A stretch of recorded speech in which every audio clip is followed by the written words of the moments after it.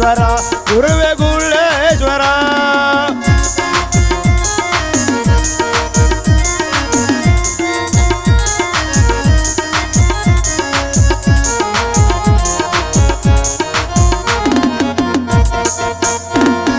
ಸುಕ್ಷೇತ್ರ ತೆಲಗಾವ ಗ್ರಾಮದಲ್ಲಿ ಜನಿಸಿದೆ. ಸುಕ್ಷೇತ್ರ ತೆಲಗಾವ ಗ್ರಾಮದಲ್ಲಿ ಜನಿಸಿದೆ. ಭಕ್ತರನ್ನು ಉದ್ಧರಿಸು ಶರಣಾಗಿ ಜನಿಸಿದೆ. ಭಕ್ತರನ್ನು ಉದ್ಧರಿಸು ಶರಣಾಗಿ ಜನಿಸಿದೆ. ದೀನರನ್ನು ರಕ್ಷಿಸುವ ದೀನೋದ್ಧಾರಕ. ದೀನರನ್ನು ರಕ್ಷಿಸುವ ದೀನೋದ್ಧಾರಕ. ಪಾವನ ಮೂರುತಿ ಗುರುಗುಳ್ಳೇಶ್ವರ. ಪಾವನ ಮೂರುತಿ ಗುರುಗುಳ್ಳೇಶ್ವರ. ಗುಳ್ಳೇಶ್ವರ ಗುರುವೆ ಗುಳ್ಳೇಶ್ವರ. ಗುಳ್ಳೇಶ್ವರ ಗುರುವೆ ಗುಳ್ಳೇಶ್ವರ.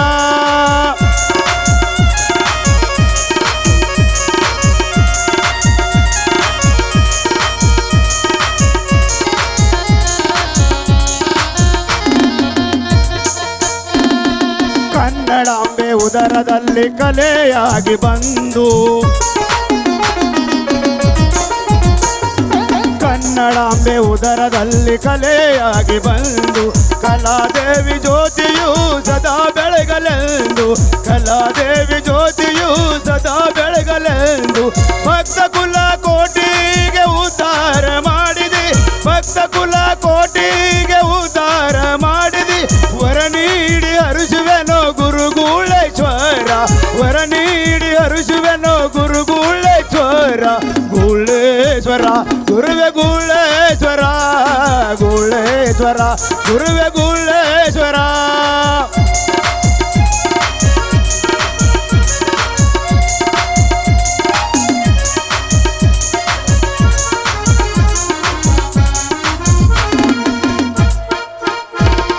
ಬಿಂಬವಾಗಿ ಬಂದೆ ನೀ ನಂಬಿದ ಭಕ್ತರಿಗೆ. ಬಿಂಬವಾಗಿ ಬಂದೆ ನೀ ನಂಬಿದ ಭಕ್ತರಿಗೆ. ಬಂದಂತ ವಿಘ್ನಗಳು ಪರಿಹರಿಸು ಯೋಗಿ. ಬಂದಂತ ವಿಘ್ನಗಳು ಪರಿಹರಿಸು ಯೋಗಿ. ನವನಾಟ ರಂಗದಲ್ಲಿ ನಲಿವ ನಟ ನಟಿಯರಿಗೆ. ನವನಾಟ ರಂಗದಲ್ಲಿ ನಲಿವ ನಟ ನಟಿಯರಿಗೆ ಕರುಣೀಸಿ ಕಾಪಾಡೋ ಗುರುಗುಳ್ಳೇಶ್ವರ.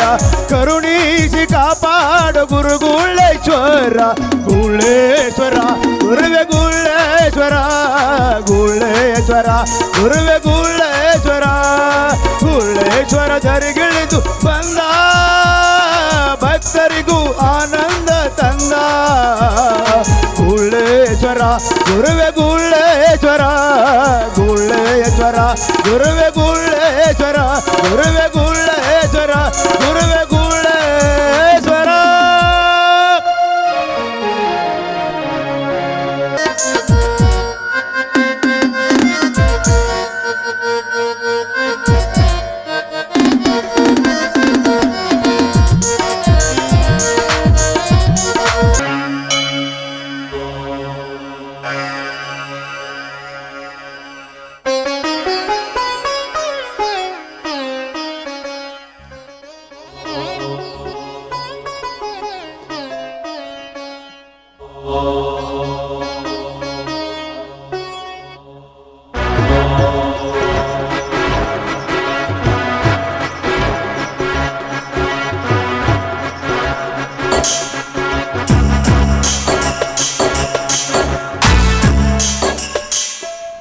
ಕತ್ತು ಬರೆಯುತ್ತಿರೋ ಪತ್ರ ಪ್ರೇಮಿಗೋ ಅಥವಾ ಮತ್ಯಾರಿಗೋ? ಪ್ರೇಮಿಗೆ ಪತ್ರ ಬರೆಯಲು ನಾನು ಪರಸ್ಥಳದಲ್ಲಿ ಇಲ್ವಲ್ಲ. ಈ ಪ್ರೀತಮದ ಪಾದ ಅಡಿಯಲ್ಲಿ ಸದಾ ಸರಸವಾಗಿ ರಚಿಸುವ ಈ ನನ್ನ ಗುಲಾಬಿ ಹೂವೇ ನನ್ನ ಎದುರಿರುವಾಗ ನಿನಗೆ ಪತ್ರ ಬರಬೇಕೆ? ಗುಲಾಬಿ ಹೂವನ್ನ ಮೋಸಗೊಳಿಸಿ ಮಲ್ಲಿಗೆಯನ್ನ ಬಯಸಿದ್ರೆ ಹೇಗೆ ತಿಳಿಯಬೇಕು ಈ ನಿಮ್ಮ ಭೃಗದ ಅಂತರಂಗ? ರಾಜಶ್ರೀ, ಅಂತರಂಗ ಅರಿಯದೆ ಕೇವಲ ಸುಖಕ್ಕಾಗಿ ಸಂಗತವನ್ನು ಕಟ್ಕೊಂಡು ಆಗಿದ್ರೆ ನಿಜಕ್ಕೂ ಭೃಂಗವೇ ಸರಿ. ನೋಡಿ, ಒಂದು ಮಾತು ಹೇಳಿದ್ರೆ 10 ಮಾತನಾಡುವ ಮನುಷ್ಯರು ನೀವು. ಅದೆಲ್ಲ ಇಲ್ಲಿ ನಿಮ್ಗೆ ಕೇಳ್ತಾ ಇರ್ತೀನಿ, ಪತ್ರ ಯಾರಿಗೆ ಬರ್ತಾ ಇದ್ದೀರಿ? ಯಾಕೆ ನನ್ನ ಮೇಲೆ ಮನಸ್ಸಿಲ್ವೇ? ಆ ವಿಶ್ವಾಸದಿಂದಲ್ಲ ನಾನು ಕೇಳ್ತಾ ಇರೋದು. ನಿಮ್ಮ ಅರ್ಧಾಂಗಿನಿಯ ಪಟ್ಟವನ್ನೇರುವ ಈ ಪಟ್ಟದರಸಿಗೆ ಕೇಳುವುದರಲ್ಲಿ ತಪ್ಪೇನಿದೆ? ರಾಜಶ್ರೀ, ನಾನು ತಪ್ಪ ದಾರಿ ನಡೆದಿದ್ರೆ ಅಲ್ವೇ ನನ್ನ ಮೇಲೆ ಅವಿಶ್ವಾಸ ವೀಕ್ಷಿಸಿದ? ಈ ವಿಶಾಲ ಮನಸ್ಸಿನಿಂದ ನನ್ನ ಮನ ಮಂದಿರದಲ್ಲಿ ಮುಗ್ಧ ಮುಖ ಚಲುವಾದ ಈ ನಿನ್ನ ಮೂರ್ತಿನೇ ಸ್ಥಾಪನೆ ಅಂದಾಗ ನಿನಗೆ ಯಾವ್ದು ವಿಷಯ ಮುಚ್ಚಿಡಿದಿಲ್ಲ ನೋಡು. ಈ ಪತ್ರ ನಮ್ಮ ಅಣ್ಣಗೆ ರುದ್ರೇಶನಿಗೆ ಬರ್ತಾ ಇದ್ದೇನೆ. ಯಾಕಂದ್ರ ಮುಂದಿನ ತಿಂಗಳಲ್ಲಿ ನಮ್ಮ ಅಣ್ಣನ ಲಗ್ನ ನಿಶ್ಚಯ ಆಗಿದಂತೆ. ಕಾರಣ ಎಲ್ಲ ವ್ಯವಸ್ಥೆಗಾಗಿ ಅವ ನನಗೆ ಮುಂಚೆತನೆ ಬಾ ಅಂತ ನನಗೆ ಪತ್ರ ಬರ್ತಿಲ್ಲ. ನಾನು ಪತ್ರ ಬರ್ತಿದ್ದೇನೆ, ಬೇಕಾದ್ರೂ ನೀನು ನೋಡ್ಬೋದು. ನೋಡಿ, ನಿಮ್ಮ ಮೇಲೆ ನನಗೆ ವಿಶ್ವಾಸವಿದೆ. ಅದಿರ್ಲಿ, ಇಲ್ಲಿಂದ ಹೋಗೋದು ಯಾವಾಗ? ನಾನು 2-3 ದಿನದಲ್ಲೇ ಹೊರಟೆ ಬರ್ತೀನಿ. ಮತ್ತೆ ಮದುವೆ ಆದ ದಿನ ಮೊದಲೇ ಬರ್ತೀನಿ. ಯಾಕಂದ್ರ ನನ್ನ ಪೇಪರ್ ಐತಿ, ನನ್ನ ಸಿಲೆಬಸ್ ಮುಂದುವರೆದ್ರೆ ನನಗೆ ತೊಂದರೆ ಆಗ್ತದ. ನೋಡಿ, ನಿಮ್ಮನ್ನು ಬಿಟ್ಟು ಒಂದು ಕ್ಷಣ ಇರಬೇಕು ಅಂದ್ರೆ ನನ್ನ ಮನಸ್ಸು ಏನೇನೋ ಹೇಳುತ್ತೆ. ಅದರಲ್ಲಿ ಕಾಲೇಜ್ ದಿನಗಳಲ್ಲಿ ಯಾವಾಗ ನೋಡಿದ್ರು ನನ್ನ ಕಣ್ಮುಂದೆ ನೀವು ಇರ್ತಾ ಇದ್ರಿ. ಈಗ 20 ದಿವಸ ಅಂದ್ರೆ ನಿಮ್ಮನ್ನು ಬಿಟ್ಟು ನಾನು ಹೇಗೆ ಸಹಿಸಲಿ? ನೀನು ಕೂಡ 8 ದಿವಸ ನಿಮ್ಮ ಊರಿಗೆ ಹೋಗಿ ಬರ್ಬೋದಲ್ಲ? ನಿಜ, ಆದ್ರೆ ಊರಿಗೆ ಬರಬಾರ್ದು ಎಂದು ನಮ್ಮ ತಂದೆಯವರು ಪತ್ರ ಬರೆದಿದ್ದಾರೆ. ಯಾಕೆ? ನೋಡಿ, ನಿಮ್ಮ ಅಣ್ಣನ ಮದುವೆ ನಿಶ್ಚಯವಾದಂತೆ ನಮ್ಮ ತಂಗಿ ಮದುವೆ ಕೂಡ ನಿಶ್ಚಯವಾಗಿದೆ. ಆದ್ರೆ ನಮ್ಮ ತಂದೆಯವರು ಊರಿಗೆ ಬರಬಾರ್ದು ಎಂದು ಪತ್ರ ಹಾಕಿದ್ದಾರೆ. ತಂಗಿಯ ಮದುವೆಗೆ ಬರಬೇಡ ಎಂದು ಯಾವ ತಂದೆ ಆದ್ರೂ ಪತ್ರ ಬರ್ತಾನೆ? ಬರೆಯೋದಿಲ್ಲ, ಆದ್ರೆ ನಿಜ. ನೋಡಿ, ನಮ್ಮ ತಂಗಿದು ಒಂದು ವಿಷಾದ ತುಂಬಿದ ವಿಚಿತ್ರವಾದ ಮದುವೆ ಆಗಿದೆ. ನನ್ನ ತಂಗಿ ಒಬ್ಬಳು ಕುರುಡಿ. ನೀನು ಹೇಳೋದು ಮಾತು ನಿಜವೇ?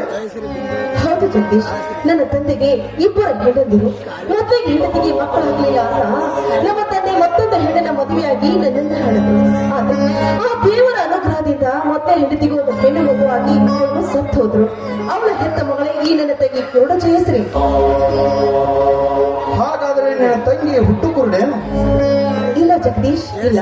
ನೋಡಿ, ನನ್ನ ತಂಗಿ ಒಬ್ಬ ಕುರುಕಿಯನ್ನ ನಮ್ಮ ತಂದೆ ಬಹಳ ಚೆನ್ನಾಗಿ ನೋಡ್ಕೊತಾ ಇದ್ರು. ಪ್ರಾಣಕ್ಕಿಂತ ಹೆಚ್ಚಾಗಿ ಸಾಕಿ ಸಲುಹಿ ಜೋಪಾನ ಮಾಡೋದನ್ನ ನನ್ನ ತಾಯಿ ಸಹಿಸಕ್ಕಾಗದೆ ಯಾರು ಇಲ್ಲದ ಸಮಯದಲ್ಲಿ ನನ್ನ ತಂಗಿಯ ಕಣ್ಣಲ್ಲಿ ಸೆರೆ ಮತ್ತನ್ನ ಹಾಕಿ ನನ್ನ ತಂಗಿಯ ಕಣ್ಣಲ್ಲಿ ಈ ವಿಷಯ ಗೊತ್ತಾಗಿ ನನ್ನ ತಂದೆ ಸಹಿಸಕ್ಕಾಗದೆ ನನ್ನ ತಾಯಿಯ ಕೊಲೆಯನ್ನೇ ಮಾಡ್ಬಿಟ್ರು.